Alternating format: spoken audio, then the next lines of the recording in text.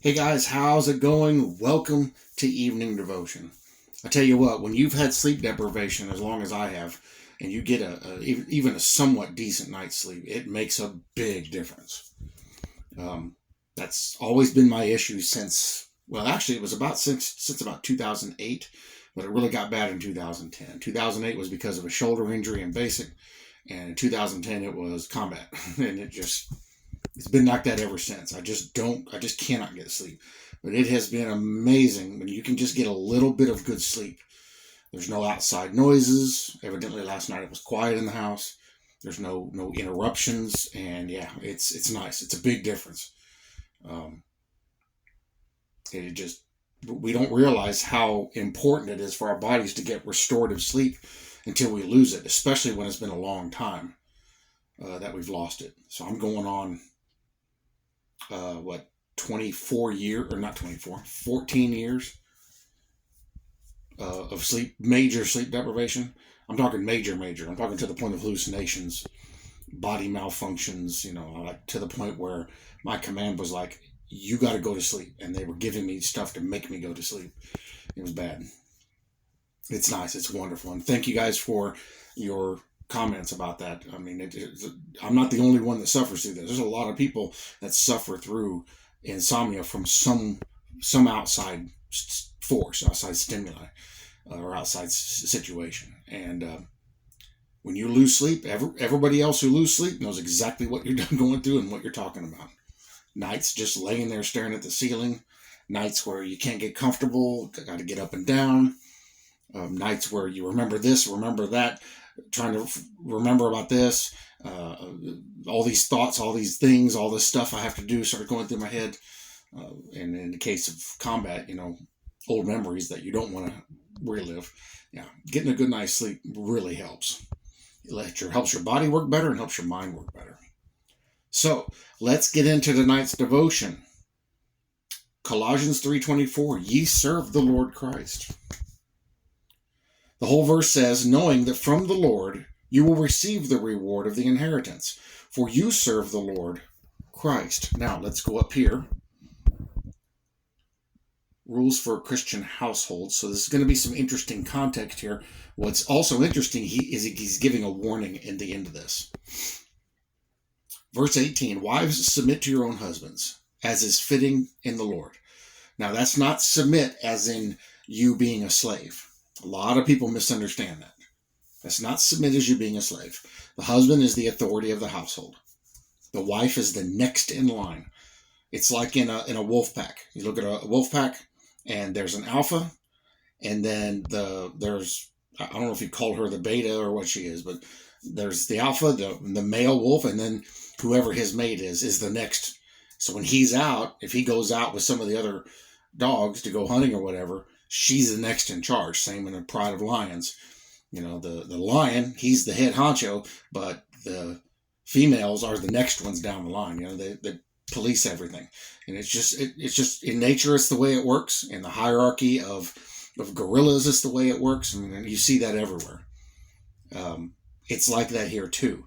Not because from an animalistic standpoint, from a standpoint of organization. If everybody runs the show, who's doing the work? Or vice versa, if everybody's doing the work, who's directing it? Somebody has to run the show. Somebody has to be a leader. Somebody has to make the executive decisions. It's not a negative for a person to be in the subordinate position. It's just how it works. And it's like that in everything. Police, jobs, offices, government, you name it, military, you name it. And so that's not a negative. The Lord says that because it keeps a proper order of things. Wives, submit to your own husbands as is fitting in the Lord. Husbands. So he doesn't just leave them out. Love your wives and do not be bitter toward them. You want wives to do the right thing? Husbands, you got to do the right thing too. You're just as culpable in this. So if you're a husband, you don't treat your wife badly. You don't be bitter towards them. You love them as much as you love yourself, because what he says is that a man will leave his father and mother and cleave unto his wife, and the two shall become one flesh. So your wife is an extension of you. Wives, your husband is an extension of you. You two work together. You work together for the betterment of the whole situation, for yourselves and for anyone else involved. The goal is to move forward. The goal is to achieve the desired result. And you do that as a team. You don't do that as individuals. You don't do that as separate. A lot of people struggle today because they won't come together as a team, as a husband and wife. Children aren't lost in this either. Obey your parents in all things, for this is well pleasing to the Lord. Not in doing something wrong. Don't obey them when it's doing something wrong. Obviously, you stand up for what's right, but obey them because they are your parents. Fathers, verse 21, do not provoke your children lest they become discouraged. This is a big one because this happens a lot.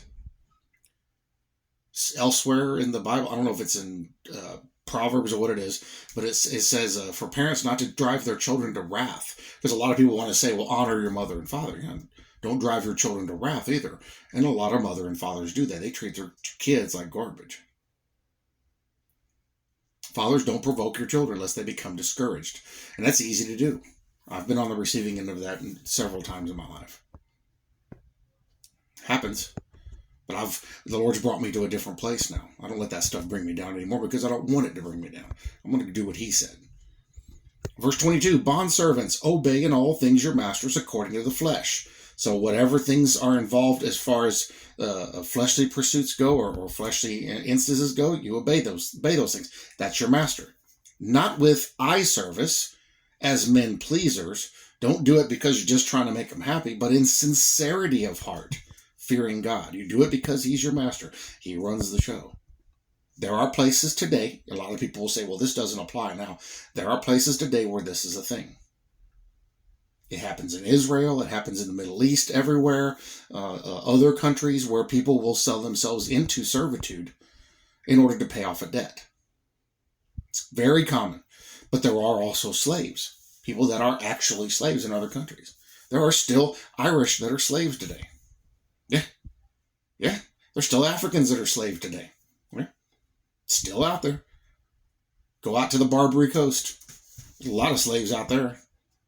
Where all the pirates and everything are. They're still there. Still there. So if somebody's your master, even if you've been put in there illegitimately, work hard for them. Do the right thing. Everything in this is do the right thing. And whatever you do in any of these situations and everything else, do it heartily as to the Lord and not to men. You don't do this to men. You do this for God. You may not like the person that's over you, but you do your job like you're doing it for the Lord, knowing that from the Lord you will receive the reward of the inheritance, for you serve the Lord Christ. But, and here's the warning, he who does wrong will be repaid for what he has done, and there is no partiality. That is no partiality. That's a warning. It doesn't matter who it is. Doesn't matter whether you're a believer or not. Doesn't matter whether you're an unbeliever or not. But he who does wrong will be repaid for what he has done. There is no partiality. If you're a Christian and you're doing things wrong like this, you need to change that. You know what the right thing is to do. Do it. Simple. Oh, wait a minute. Let me go back here.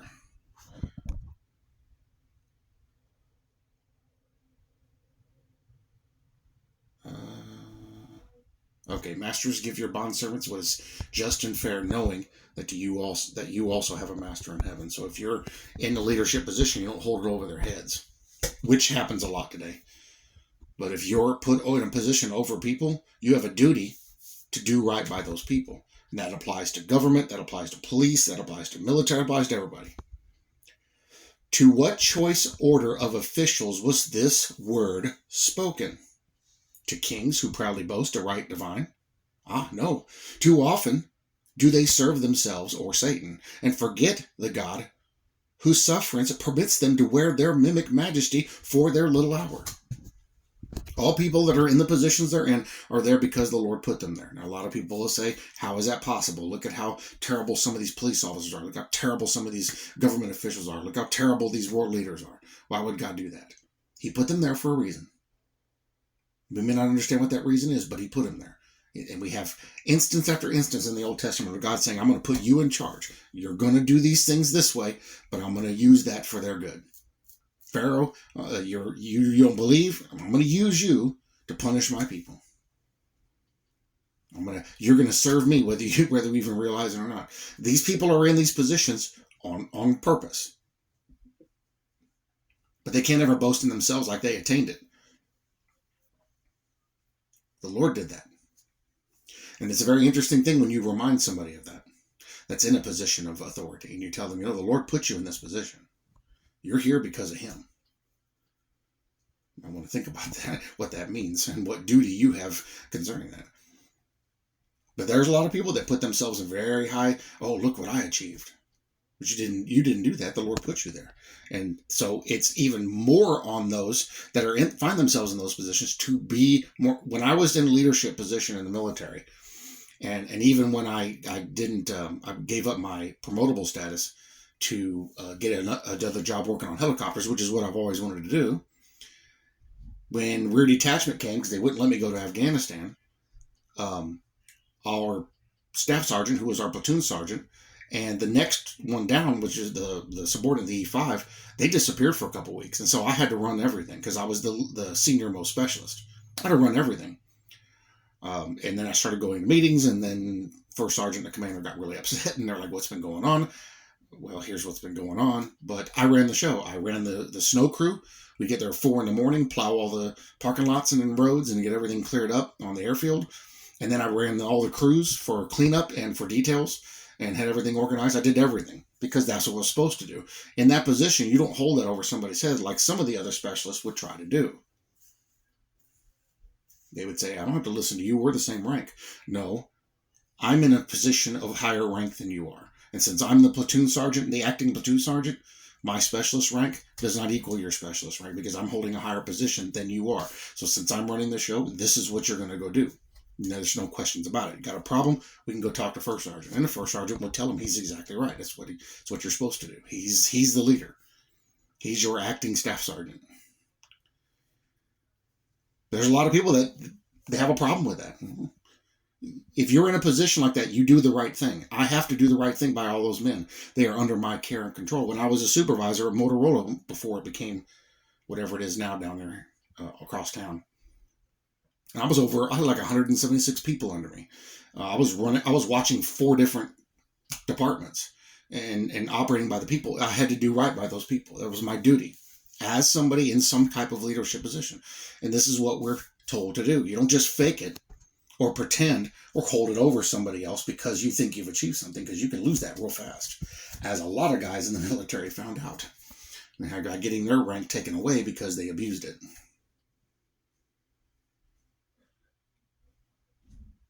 They don't need to be forgetting God. They need to pay attention to it. Speaks then the apostle to those so-called right reverend fathers in God, the bishops or the venerable archdeacons. No, indeed, Paul knew nothing of these mere inventions of man. All these titles people have that they think give them these things. Like, I love it. A lot of pastors think, well, I'm a pastor now. I'm above all of you. And no, that's a title man made. Paul knew nothing of these mere inventions of man, these special titles. None of that stuff mastered. Not even to pastors and teachers or to the wealthy and esteemed among believers was this word spoken, but to servants, aye, and to slaves. Paul knew nothing of these mere inventions of man. Not even to pastors and teachers or to the wealthy and esteemed among believers was this word spoken, but to the servants, aye, and to slaves, among the toiling multitudes, the journeymen, the day laborers, the domestic servants, the drudges of the kitchen. The apostle found, as we find still, some of the Lord's chosen, and to them he says, whatever you do, do it heartily as to the Lord, and not unto men, knowing that of the Lord ye shall receive the reward of the inheritance, for ye serve the Lord Christ. We forget that what we do every day isn't for them. In the physical, we're working for someone else. But we do it with the spiritual understanding of we're serving God by doing this. You serve God in everything you do. I've told you guys this before. It all comes from Scripture. Everything you do, anything you do in a day, is glorifying to God, depending on how you do it. Whether it's in your job, whether it's at home, whatever it is, you do it to the best of your ability. Me and my wife actually got into a bit of an argument about, she's trying to take these old brick we have and make a little patio out there.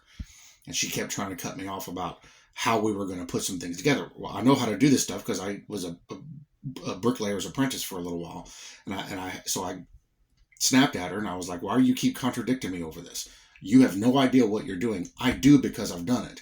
If you don't do this way, it's going to break and fall apart. You're going to get disappointed with it. And then I'm going to come out here and clean up the mess.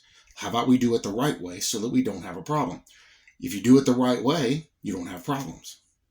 If you get lazy and do it the wrong way because you don't like somebody who's your boss, then what happens? Like I just heard about this story a couple of weeks ago or a month ago. Where was it at? It's here in America. I forget what it was the guy did. It might have been, oh, you know what? I think it was cars. He was working in a shop or a dealership or something. He got mad. And so he went through and he messed all the engines up in the vehicles. And so when they went and started them, the motors would lock up. So he went and did a bunch of damage for no reason. They do that in the car dealership factories. They'll go in there and they'll put little chunks of metal in the motor, drop it down in there. So when they fill it up with oil and they start it, that piece of metal will get in there and it'll mess it up after a while. Or they'll do other stuff. They'll leave things loose. They'll weld them terrible, cut corners because they don't like their job or they don't like who they're working for. But that's not the right thing to do because the boss isn't suffering from it. The boss doesn't suffer from that. The people who receive the product and have to use it suffer from it. But I've known people like that. I've worked with people like that. I told them, said, no, don't do that. Do it the right way.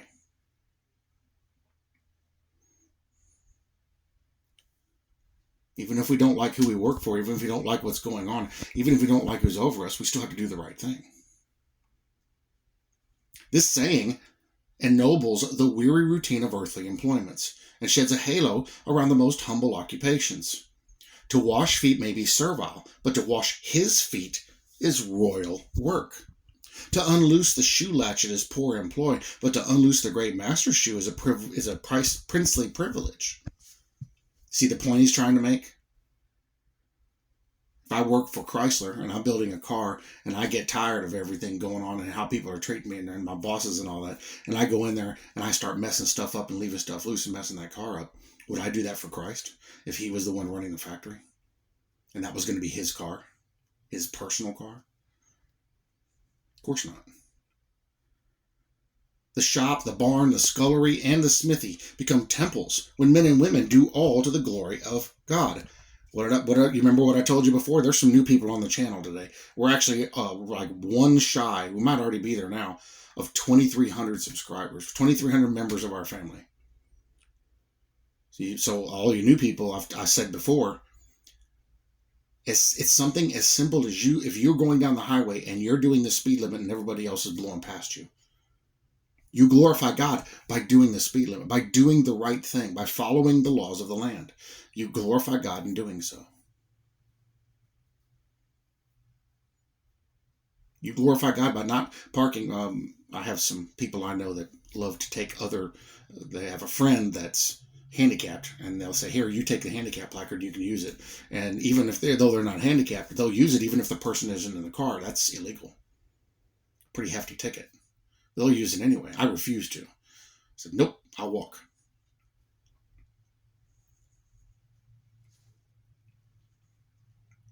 Do the right thing. Integrity. Do the right thing all the time. Now, sometimes you can't control some of those things. It's outside of your control. I've run into that. But you do the best you can. Do the right thing all the time. And if somebody says, hey, we'll just do this. No, that's not the right way to do it. I've had to tell people no on things. It's like, I'm not going to put my name on this because that's not the right way to fix this problem. I want to do it the right way. Because if I do it the right way, then we won't have a problem anymore. So, no, I can't help you. And they don't like it. Well, I can't help that. I'm not going to do something the wrong way just because that's what somebody wants. Or because they want to cut corners. I can't do that. I can't put my name on that. That's not integrity. He's talking about that same thing here. Do all for the glory of God. Then divine service is not a thing of a few hours in a few places, but all life becomes holiness unto the Lord. And every place and thing as consecrated as the tabernacle and its golden candlestick. Teach me, my God and King, in all things thee to see. And what I do in anything, to do it as to thee. All may of thee partake. Nothing can be so mean. Which with this tincture, for thy sake, will not grow bright and clean. A servant with this clause makes drudgery divine, who sweeps a room as for thy laws, makes that and the action fine. When I was in basic training, and guys get in basic, they don't care about anything. Just do the bare minimum so they can get through it and get to their unit. But we had a middle-aged female drill sergeant who was an MP. We had a younger drill sergeant who was infantry, and we had an older drill sergeant who was an ex-biker. I imagine he was working his way towards his first sergeant. He was a sergeant first class.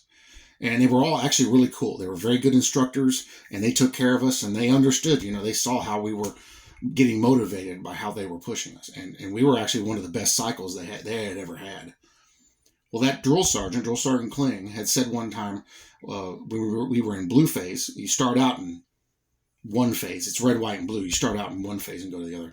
And he goes, at least once this cycle, I want to see that floor in those barracks white, because it was that industrial tile, and usually you put a glaze over it. But they didn't have any glaze over it. It was just tile. And it was brown. I mean, it was dirty bad. He goes, this used to be white. He goes, when I first started drill sergeant here, and this building was new, this was white. He goes, it's never been white since. I would like at some point somebody to take up the task of making it white sometime. He goes, but I'm not going to hold my breath. And so I had an incident. We were doing some training, and I got a nick from a rock in my knee, and cellulitis was going around. MRSA was going around everywhere out there. Well, I got it in my leg and went all the way up to my hip. And so they took me off training for a little bit, and I had to wear a special stocking to squeeze it out, take a bunch of antibiotics and stuff like that. Well, we had a day where we went to appointments. They came us back. They told us, we got nothing for you. Just stay here. There's 4 of us. Just stay here in the barracks. Don't do nothing. And everybody will be back from training this evening. And then you all go to chow with them. And so I told the guys, and they all took off. Everybody took off. I told the guys, I said, hey, we got a chance to make this floor white. We have a scrubber. Let me go get a scrubbing pad. I went and got some stuff from the other hall we weren't supposed to go in. And I came back, and we scrubbed that whole floor and mopped it, and it was stark white. Cleaned the baseboards and everything. And right as we got done, Drill Sergeant Clinton came in. And he walked in, he stopped, and he turned around. He goes, what is this? I said, Drill Sergeant Clinton, you said you wanted to see it white? Well, we got it white. And he's like, wow. He goes, no one has ever done this. No one has ever achieved this. I've asked this every cycle I've done, and nobody's ever pulled it off.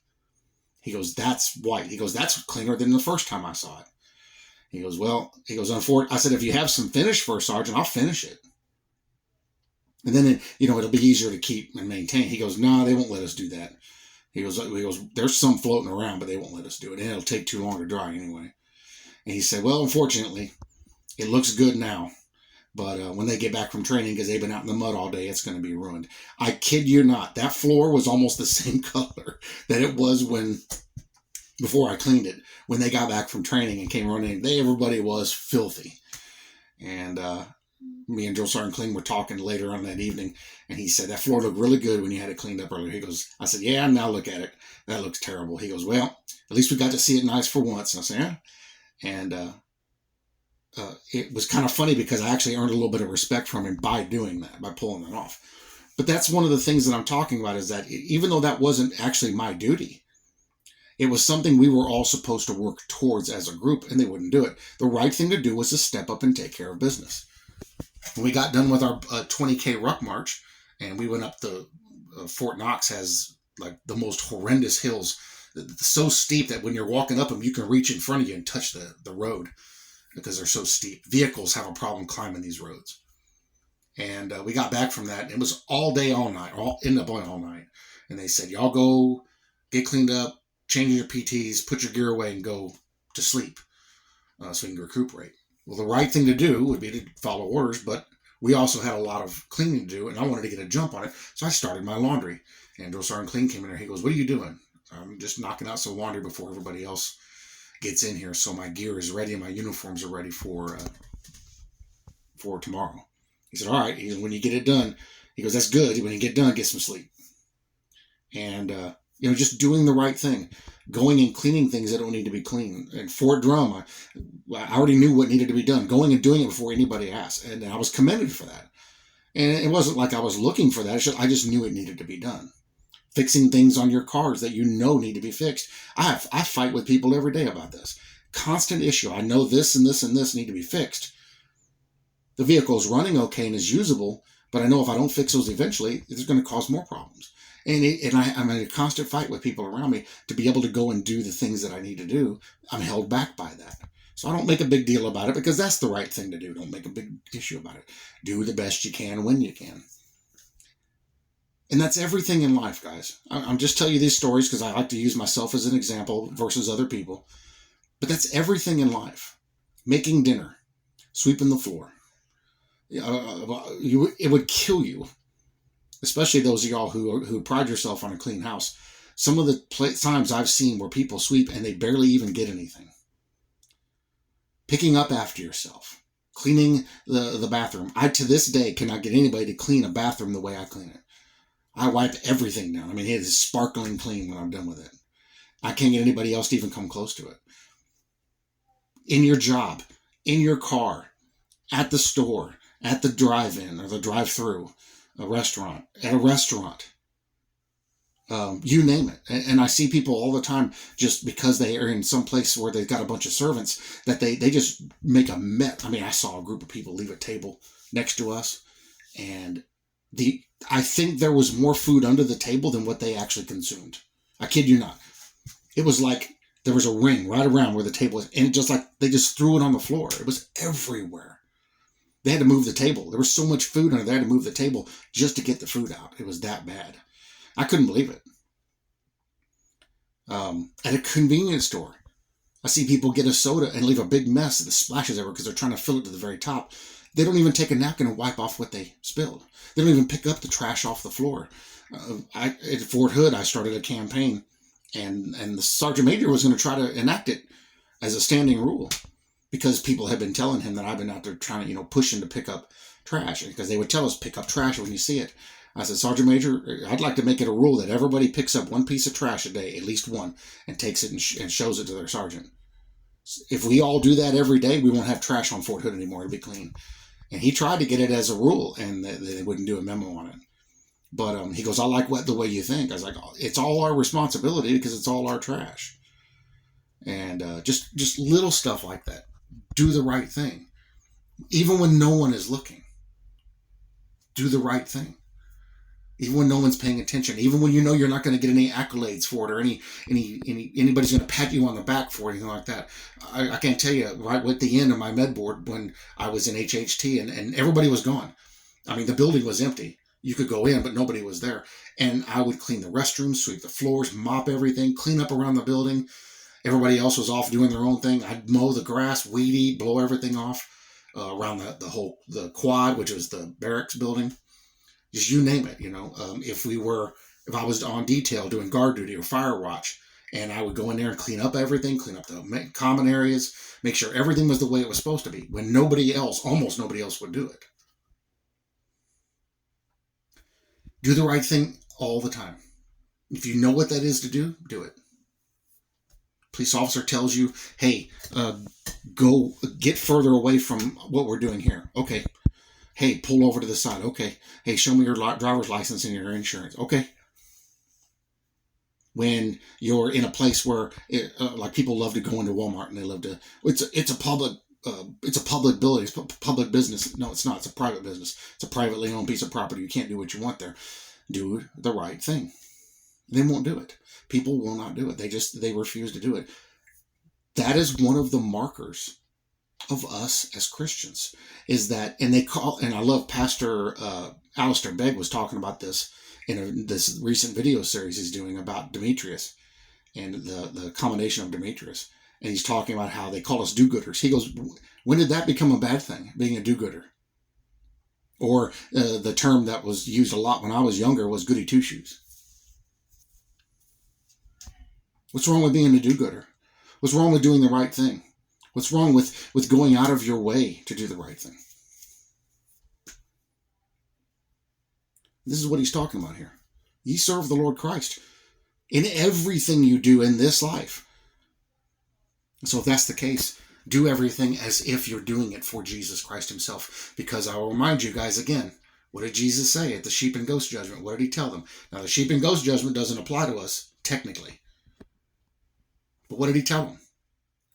He told the sheep, you remember what he told the goats? I said that yesterday. He tells the sheep, you visited me in prison. You clothed me when I was naked. You fed me when I was hungry. You gave me drink when I was thirsty. You took care of me. You did all these things for me. And they're like, Lord, when did we do these things for you? He said, when you did it to one of these little ones, pointing to the people around him, when you did it to one of each other, when you did it to the people, all living the same earth you are in, you did it to one of them, your fellow human beings, you did it to me. What do you do to another person, you do to Christ. What you say to another person, you say to Christ. Because we're all made in his image. And so everything you do every day is a way to either glorify God or profane him. To glorify and honor his name or profane it. And so we have to take that into consideration. We have to think about that. What I'm about to do, is that going to glorify God or not? And in a lot of cases, you'll stop and think, you know what? Better that I don't. There's a time to say something, there's a time not to. There's a time to do something, there's a time not to. But in all things, glorify the Lord. Because it is a blessing unto you, and it's a blessing to those around you, because you're setting an example. You're setting an example for others to follow. And it will be great conviction for them, and they will hate you for it. But you know what? They'll change their behaviors. And that just might start them down a road of change, a road of learning, and a road of maybe coming to faith. I know I've been trying it, and it works great. Now, it may not be that people follow suit on what I'm doing, but I tell you what, especially when you're bold and confident in it, they take notice. They get real quiet and they keep their mouth shut and don't give people behind the counter at the store you're at, when you're setting the example of the right way to address them, and they don't say nothing bad. They change, in your presence at least, they change their attitude. And that's all we're trying to do, is show people the right way. And in doing so, glorify him. Glorify his name. Bring honor to his name. By us being the Christians we're told to be in the Bible. Live the Bible. Be a person of integrity. Do the right thing at all times, no matter who's watching or not watching. And you'll get your reward from the Lord, because we serve the Lord in all things. I love you all very much. I bless you all in Jesus' name, and I'll see you in the next video.